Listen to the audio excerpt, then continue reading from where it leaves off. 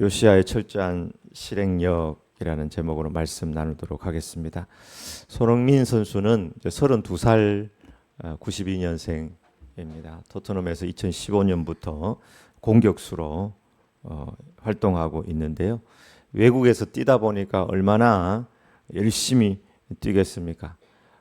손흥민 선수 지금 주급이 한 3억 된다고 하는데 연봉이 3억이 아니고 월급이 3억이 아니고 매주 3억을 3억 이상을 받는다고 하니까 참 이 프로의 세계는 대단하다 이런 생각을 합니다.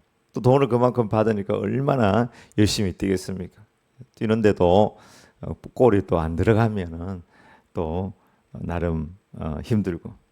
근데 영국 프리미어 리그에서 저렇게 뛰다가 국내에서 불러가지고 또 예선전을 월드컵 예선전을 하면은 그때도 조별 예선전 할 때도 최선을 다하는 것을 보았습니다. 그러면서 제가 야 저렇게 열심히 뛰면은 안 지치나 자기 돈 3억씩 받으면서 영국에서도 뛰고 국내 들어와서는 국가 대표라고 해가지고 계속 뛰고 도대체 안 지치는가? 그런데 손흥민 선수의 젊어서부터의 운동 루틴을 살펴보니까 지치지 않을 수도 있겠다 이런 생각을 하게 되었습니다.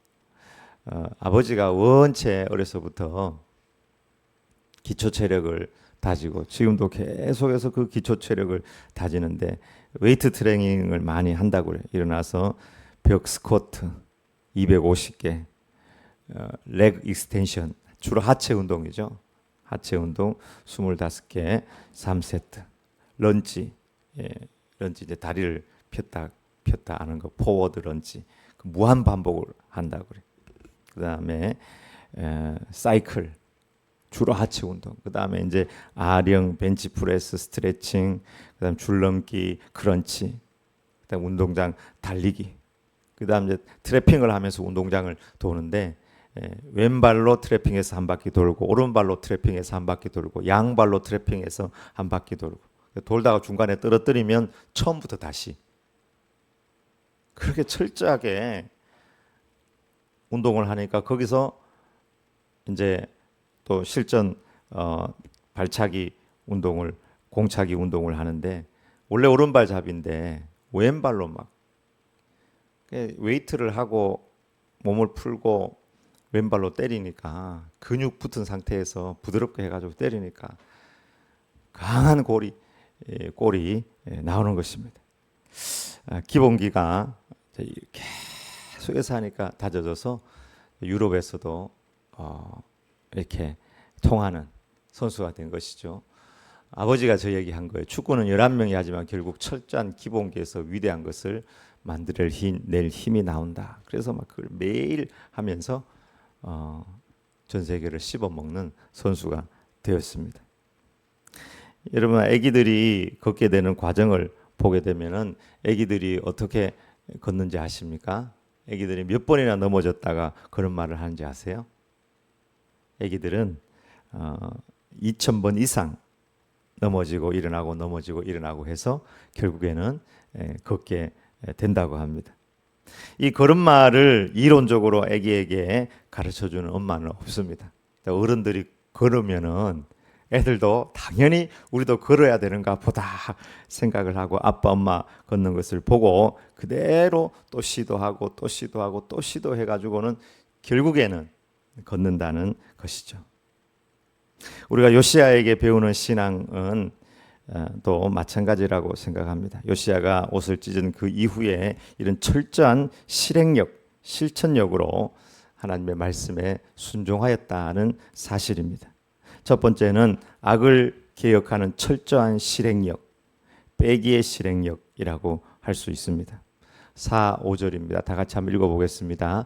왕이 대제사장 hil기야와 모든 부제사장들과 문을 지킨 자들에게 명령하여 바알과 아세라와 하늘의 1월 성신을 위하여 만든 모든 그릇을 여호와의 성전에서 내다가 예루살렘 바깥 기드론 밭에서 불사르고 그것들의 죄를 베델로 가져가게 하고 옛적의 유다 왕들이 세워서 유다 모든 성읍과 예루살렘 주위의 산당들에서 분향하며 우상을 섬기게 한 제사장들을 폐하며 또 바알과 해와 달과 별대와 하늘의 모든 별에게 분향하는 자들을 폐하고. 요시야는 저주의 말씀 앞에서 제거해야 될 것이 무엇인지 잘 알았습니다. 그것을 딱 인지했습니다. 이것은 우상 숭배다. 성전 안에 있는 잘못된 혼합주의다.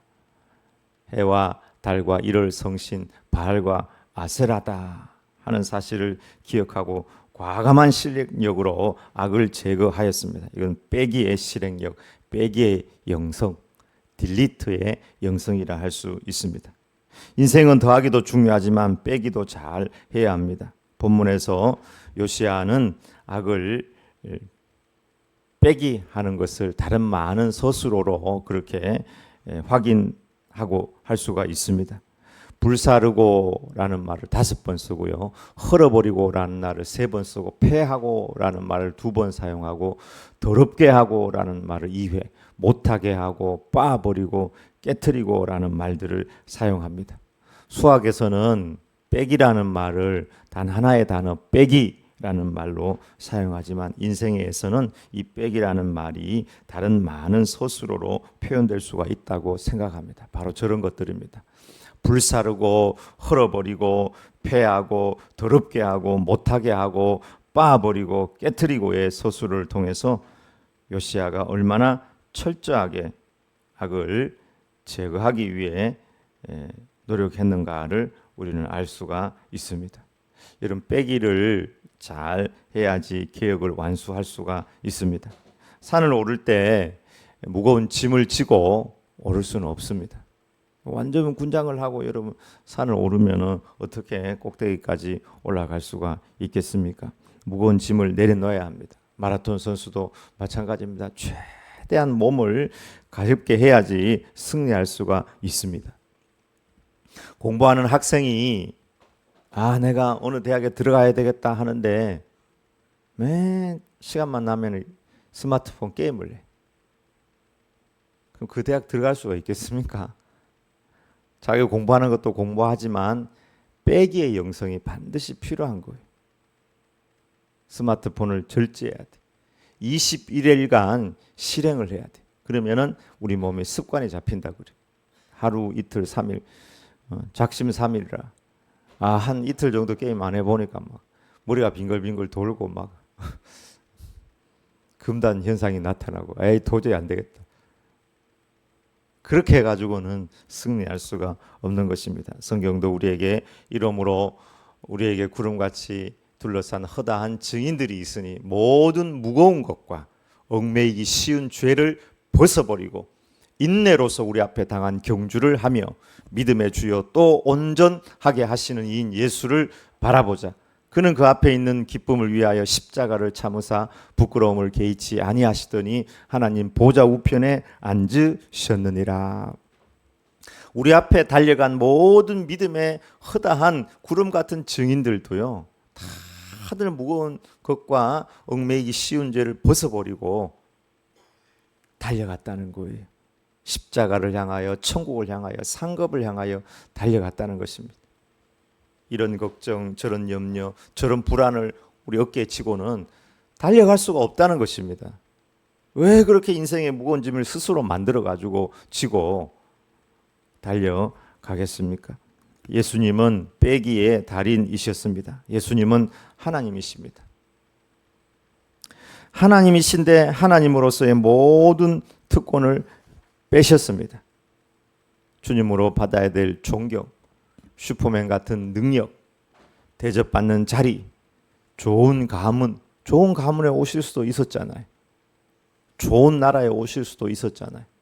근데 유대 땅, 로마의 속국인 나라, 가난한 집안의 목수의 아들로, 아버지는 또 나중에 일찍 돌아가시고 안락한 삶 모든 것을 빼게 하셨습니다.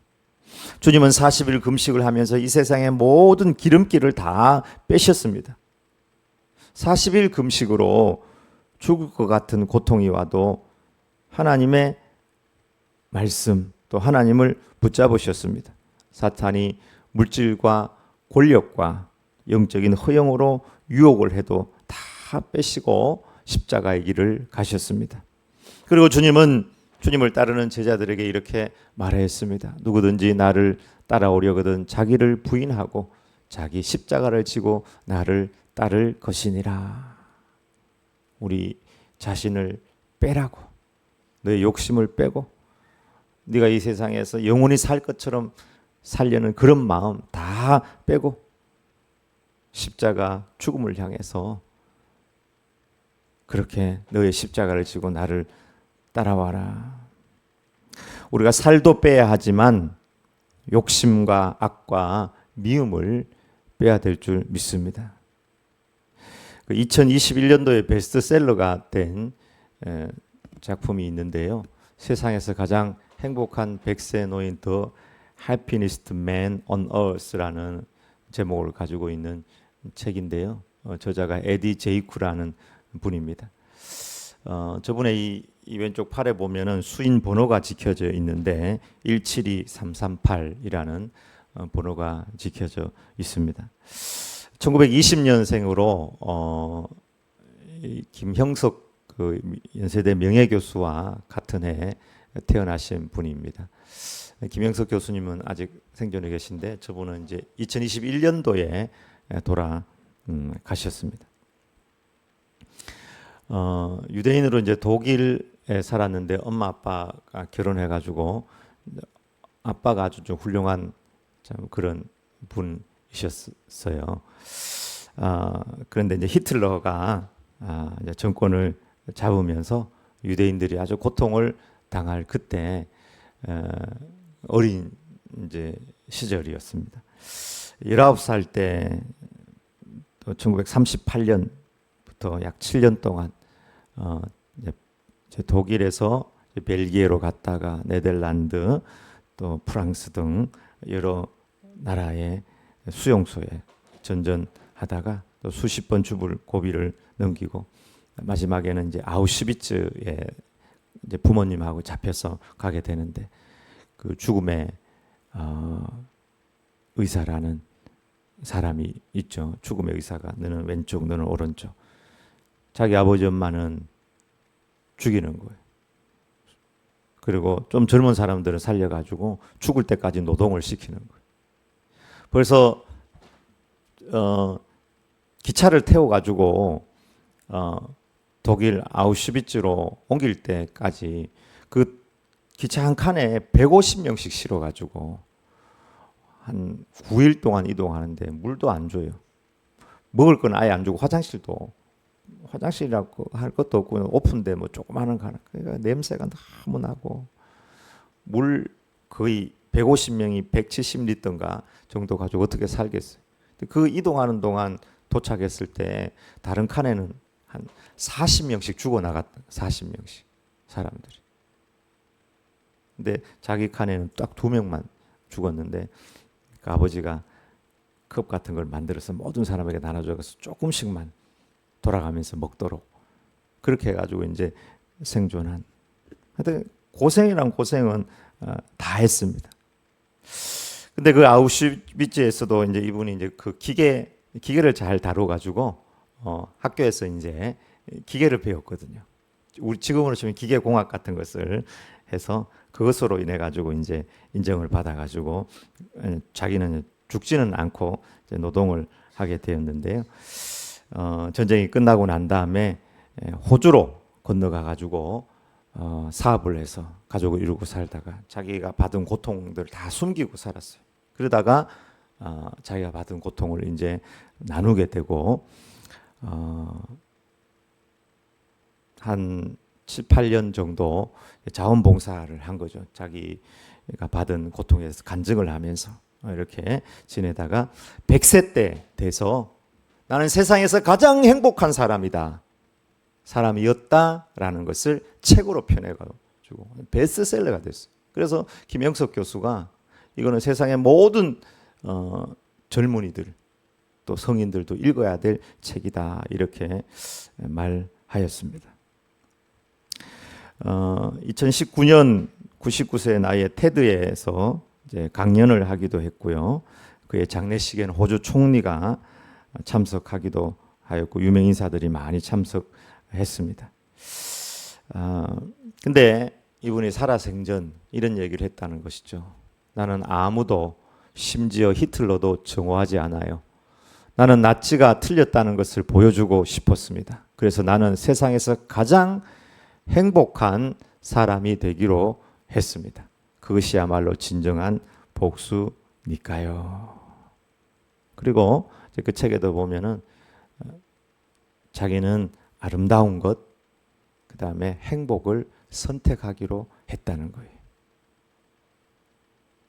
수많은 피해자들이 이 세상에도 자기 별로 피해 안 입었는데도 피해 의식을 가지고 미움과 시기에 빠지는데 이 사람은 나는 행복하고 아름다운 삶을 살기로 선택하겠다고 하고 미움을 선택하는 것이 아니라 행복을 선택하고 행복한 가정, 사업, 인생을 살았다는 거예요. 얼굴도 얼마나 인자한지 몰라요.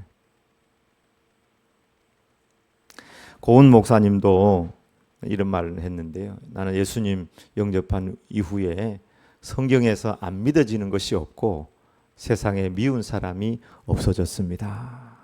성경 말씀 안 믿어지는 게 없고 세상에 미운 사람이 아무도 없어졌습니다. 여러분, 욕심과 미움은 허상이고 우상입니다. 욕심 가지고 또 내가 미워한다고 해가지고 내 마음대로 되는 것이 하나도 없습니다. 그게 허상이고 착각이고 우상입니다. 세월 지나 보면 아무것도 아니라는 것을 우리는 깨닫게 될 것입니다. 이 욕심과 미움을 철저히 빼야 될 줄 믿습니다. 믹서기에 집어넣어 가지고 배를 갈듯이 갈고 빻아 가지고 저 우주선에 실어 가지고 안드로메다로 보내버려야 돼. 에디 제이쿠처럼. 거기서 당한 고통은 잊을 수 없는 고통이지만 그 고통에 묶여 사는 것이 아니라 나는 행복하기로, 이게 진정한 복수라고. 난 세상에서 가장 행복한 삶을 살았다고. 그렇게 이야기하였습니다. 두 번째, 유월절을 지키는 철저한 실행력입니다. 더하기의 실행력입니다. 21절부터 23절입니다. 왕이 뭇 백성에게 명령하여 이르되 이 언약책에 기록된 대로 너희의 하나님 여호와를 위하여 유월절을 지키라 하매 사사가 이스라엘을 다스리던 시대부터 이스라엘 여러 왕의 시대와 유다 여러 왕의 시대에 이렇게 유월절을 지킨 일이 없었더니 요시야 왕 18째 해에 예루살렘에서 여호와 앞에 이 유월절을 지켰더라. 이 유월절 절기의 회복은 과거의 유월절을 한 번도 안 지키다가 지켰다는 의미는 아닙니다. 다른 왕들도 지켰는데 요시야 왕의 시절처럼 신앙의 열정과 철저한 율법의 준수로 이렇게 유월절을 지킨 경우는 없었다라고 이렇게 해석할 수가 있습니다. 여러 왕의 시대에 유다 사사시대부터 그때까지 유월절을 한 번도 안 지킨 적은 없죠. 다른 왕들도 지켰겠죠. 그런데 성경은 유다 여러 왕의 시대에 이렇게 유월절을 지킨 일이 없었더니 요시야 왕 18째 해에 예루살렘에서 여호와 앞에 이 유월절을 지켰더라. 여호와 앞에서 하나님 앞에 드려지는 절기의 예배로 드렸다는 것입니다. 과거의 유월절이 감격과 열정이 없고 우상 숭배와 함께 유월절을 드린 거예요. 성전 예루살렘에 있는 성전 안에도 다른 제단을 만들어 놓고 또 이 제단마다 다른 제단들마다 이렇게 혼합 종교로 함께 예배를 드리면서 또 율법을 무시하면서 하나님 앞에 절기를 지킨 역사들이 있습니다. 요시야의 유월절은 구원의 감격과 말씀의 진리를 따라서 드리는 예배였다고 할 수 있습니다. 처음 홍해를 건넜을 때 그 히브리인들의 그 감격, 이집트에서 노예로 그렇게 고생하고, 특별히 이제 노예로 그 마지막 해방되기 전에 얼마나 많은 고생을 했어요. 이제 지푸라기도 안 주고 벽돌을 구우라고 하니까 너무 고생하는데, 그 고생과 압제 속에서 이제 나와서 홍해를 건너고, 홍해를 건널 때 하나님께서 역사하셔서 홍해가 갈라져서 홍해를 건너고, 이집트의 군인들을 그 홍해에 다 수장시키는 하나님의 역사를 보고 구원받은 그들, 얼마나 감사 감격한지. 그곳에서 소고치고 북치고 장구치면서 하나님 앞에 찬양과 예배를 드렸던 것이 유월절의 감격과 예배거든요. 근데 그런 감격, 그런 감사, 이런 것이 다 사라졌던 것입니다. 요시야가 플러스한 영성이 있다면 그것은 바로 하나님에 대한 사랑과 감격과 또 하나님의 말씀의 진리라고 할 수 있습니다. 유월절은 니산월 14일 양을 잡아 문설주에 양피를 바르고 무교보용, 그러니까 이스트 않는, 맛없는, 쉽게 이야기하면은 그 빵과 쓴나물을 준비해서 또 먹고 허리에 띠를 띠고 빠르게 먹었던 그런 과거의 역사가 있습니다. 이 유월절은 신약에 와서는 예수님의 죽으심과 부활로 우리에게 전해지고 있습니다. 왜냐하면 유월절 어린 양의 피로 말미암아 그들이 구원을 받았던 것처럼 예수님 어린 양이 되셔서 십자가에 못 박혀 죽으시고 부활하심으로 말미암아 우리에게 참 유월절의 어린 양 제물이 되셔서 우리를 구원하신 날이기 때문입니다. 그것이 바로 우리에게 사순절과 고난주일과 부활절기로 전해진다고 볼 수 있습니다. 어떤 이단들은 기성교단을 향하여 너희들은 유월절도 안 지키는 것들이 왜 하나님의 말씀에 구약에 유월절 지키라고 그랬는데 너희는 안 지키냐, 이렇게 이야기하는데, 그 정신이 그대로 사순절, 부활절, 고난주간 그 절기 안에 그대로 전해지고 있습니다. 진짜 유월절은 예수님의 보혈을 기념하며 성찬을 받고 부활의 기쁜 소식을 전하는 절기로 완성된 유월절로 우리에게 전해지고 있다고 볼 수 있습니다. 우리가 더해야 할 것은 어떤 날짜를 어떻게 지키는 그런 안식교나 어떤 이단들이 어떻게 자기들이 어떻게 하는지는 모르겠는데 지켜야 된다, 이것이 아니라 구원의 감격과 감사하는 마음일 것입니다. 늘 울어도 눈물로서 못 갚을 줄 알아. 몸 밖에 드릴 것 없어 이 몸 바치니다. 아멘. 이것이 구원받은 하나님의 백성의 고백일진데 그 기억이 혹시 가물가물하지는 않습니까? 주님께서 에베소 교회에 편지하였습니다. 주님께서 말씀하셨습니다. 내 다 안다. 너희들의 행위와 수고와 인내와 악한 자들을 용납하지 아니한 것과 내 이름을 위하여 너희가 견디고 게으르지 않는 것 내가 다 안다. 그러나 너희에게 책망할 것이 하나 있다. 그것은 너희가 처음 사랑을 버린 것이다. 우리가 어떤 신앙생활을 하든 어떤 절기를 우리가 지키든 그것이 추수감사가 되었든지 그것이 뭐 사랑 초청주의 되었든지 무엇을 지키든지 간에 우리가 주님을 사랑하는 그 마음, 구원의 감격, 감사의 마음을 버려서는 안 될 것입니다. 주님은 우리의 모든 것에 사랑과 감사를 담으라고 하셨습니다. 향유 옥합에 담긴 것이 뭐라고 하였습니까? 다른 사람들은 그 비싼 거를 왜 깨가지고 예수님 몸에 바르고 이렇게 바닥에 다 흘리냐? 그 팔아가지고 돈으로 바꾸면 얼마나 많은 일들을 할 수 있는데, 근데 예수님께서 뭐라고 하셨습니까? 그 향유 옥합에 나를 사랑하는 마음이 있다는 것이죠. 나를 사랑하였기 때문에 그렇다. 향유 옥합에는 감사와 사랑이 담겨져 있었습니다. 아나니아와 삽비라가 드린 그에 비해서 고액의 헌금에 담긴 것은 무엇이었습니까? 그것은 거짓이었고 명예심, 향유옥합보다 더 많은 것을 드렸을 것입니다. 그럼에도 불구하고 그 예물은 하나님께서 받지 않으시고 오히려 그들에게 저주가 임했던 것을 보게 됩니다. 우리 모든 신앙 행위에 사랑과 또 감격, 구원의 감격, 감사를 담아야 될 줄 믿습니다. 두 번째 더해야 될 것이 있다면 그것은 믿음의 회복입니다. 보이지 않는 하나님을 믿고 믿음으로 사는 것입니다. 믿음이 없으면 그저 눈에 보이는 것 따라서 사는 것밖에 되지 않습니다. 조영기 목사님 4차원 영성으로 4차원이라는 건 보이지 않는다는 얘기죠.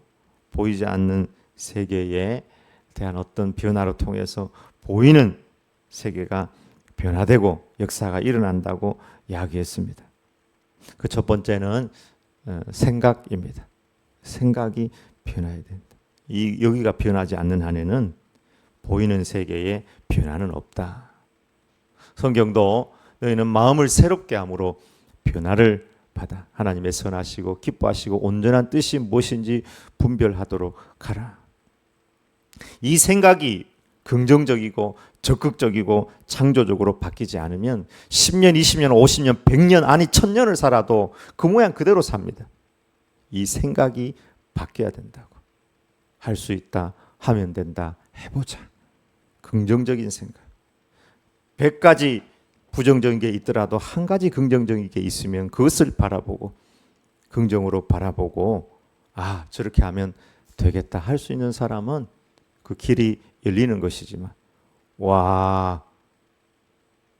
99가지가 부정적이네. 잠이나 자자. 괜히 건드렸다가 덧난다. 생각이 변해야 된다는 것입니다. 특별히 우리의 생각이 하나님의 기뻐하시고 선하시고 온전한 뜻이 무엇인지 분별하라고 말하였습니다. 두 번째는 꿈입니다.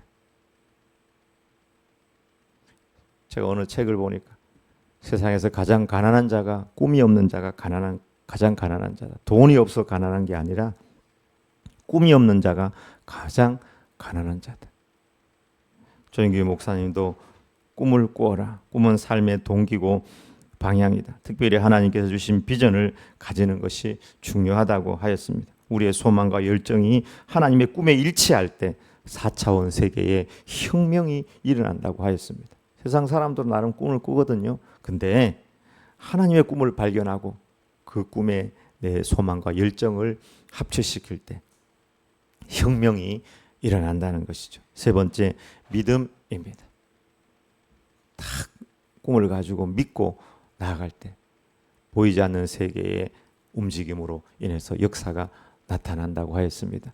믿음이 없이는 하나님을 기쁘시게 못하나니 하나님께 나아가는 자는 반드시 그가 계신 것과 그가 자기를 찾는 자들에게 상 주시는 이심을 믿어야 할지니라. 이 믿음은 신념이라는 우리가 이야기하는 소위 이야기하는 신념이라는 그 믿음이 아니라 하나님을 믿는 믿음. 두 번째는 말씀을 믿는 믿음을 의미합니다. 말씀에 기록된 하나님의 말씀을 그대로 믿을 때에 하나님의 역사가 나타난다고 하였습니다. 그가 채찍에 맞음으로 우리가 나음을 입었도다. 이 하나님의 말씀을 믿을 때에 치유의 역사가 반드시 나타난다고 하였습니다. 믿지 않으면 아무런 역사가 없다고 하였습니다. 우리는 믿음으로 사는 하나님의 사람들입니다. 하나님을 믿고 하나님 선하신 하나님. God is good. 미국에서는 이게 인사죠, 그죠? God is good 하면은 all the time. God is good all the time. 하나님은 선하시고 또 하나님 우리에게 귀한 말씀을 주셨습니다. 말씀을 믿는 믿음으로 나아갈 때 모든 것들이 변화됩니다. 네 번째는 바로 우리의 말이 변화해야 된다고 하였습니다. 죽고 사는 것이 혀의 권세에 달려 있다고 성경은 말하고 있습니다. 여러분 혹시 10년 전에 세상을 보는 관점이나 말이나 생각이 지금 그대로 하고 있지는 않습니까? 내가 변하지 않는 한 세상은 0.1%라도 변하지 않습니다. 내 말이 바뀌어야 된다는 것이죠. 여러분 우리의 말이 바뀌면 자기도 알아요. 와, 내가 이렇게 바뀌었네. 세상을 보는 관점이 바뀌었다는 것은 우리의 말이 바뀐다는 의미일 것입니다. 여러분 생각과 말에도 길이 있어요. 하늘에는 아무런 길이 없는 것 같은데 비행기도 꼭 그 길만 가거든요. 여러분 아세요? 비행기도 길만 가고 배도 그 길만 가요. 근데 사람도 이렇게 많은 언어가 있고 단어가 있고 생각이 있지만 그 생각과 말의 길이 있는데 꼭 그 길만 가요. 부정적인 말, 부정적인 생각을 하는 사람은 그 수많은 길들이 있는데 꼭 그 길만 가요.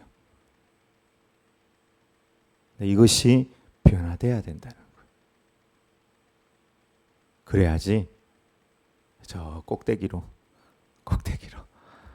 갈 수 있고 행복을 선택할 수 있고 축복을 선택할 수 있습니다. 요시야 앞에도 여러 왕들이 유월절 절기를 드렸지만 요시야는 철저하게 믿음으로 드렸습니다. 모든 신앙에 구원의 감격을 더하고 믿음을 더하며 나아가기를 소망합니다. 그러면 하나님께서 영광 받으시고 아름다운 성령님의 열매를 맺을 것입니다. 빼기의 신행력, 나는 무엇을 빼야 될까? 그거 가지고 뛰어가면 힘들어요. 인생이 너무 힘들어요. 그거 빼내야 돼. 욕심, 미움 빼내야 됩니다. 그리고 더하기에 실행력, 내가 무엇을 더해야 될까? 하나님에 대한 사랑, 감사, 그리고 믿음의 회복. 우리의 생각과 꿈과 믿음과 말이 변화되는 이 더하기의 실행력으로 행복한 인생을 살고 탐스러운 열매를 하나님 앞에 드리는 이 후반기가 되길 주의 이름으로 축복합니다. 아멘.